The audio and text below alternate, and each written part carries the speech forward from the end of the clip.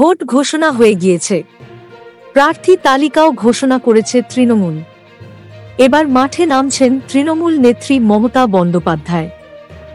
বিরাট জনসভা হবে কৃষ্ণনগরে।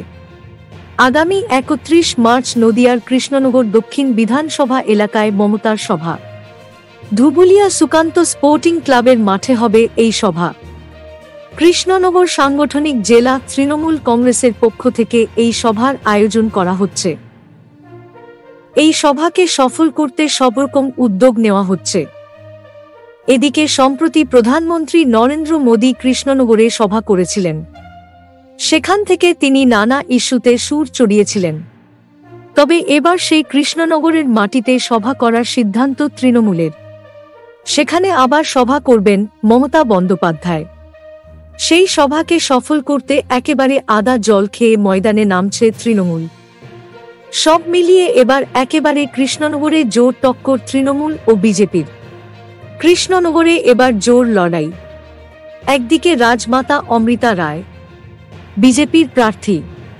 কৃষ্ণনগর রাজবাড়িকে ঘিরে থাকা আবেগকে সামনে এনে লড়াইয়ের ময়দানে নেমে পড়েছে বিজেপি।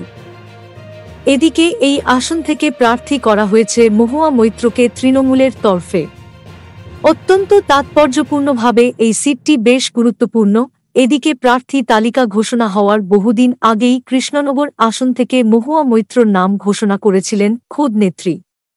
অন্যদিকে মহুয়াকে ঘুষ কাণ্ডে অভিযুক্ত করে সংসদ থেকে বহিষ্কৃত করা হয়েছিল। এদিকে মহুয়া মৈত্রর বাড়িতে কেন্দ্রীয় এজেন্সিও অভিযানে নামে। সব মিলিয়ে এবার এই আসনে বেশ কঠিন লড়াই। আর সেই কঠিন লড়াইতে মহুয়া মৈত্রকে জয়ের পথ দেখাতে না পারলে কার্যত মর্যাদার লড়াইতে হেরে যাবে ঘাসফুল। সে কারণে এই আসনটার প্রতি বাড়তি নজর দিচ্ছে তৃণমূল মতো রাজনৈতিক পর্যবেক্ষকদের। সেই সঙ্গেই একমাত্র এই আসনের প্রার্থীর নাম খোদ মমতা বন্দ্যোপাধ্যায় নিজে ঘোষণা করেছিলেন। সেক্ষেত্রে এই আসনে জেতাটা তৃণমূলের কাছে অত্যন্ত গুরুত্বপূর্ণ।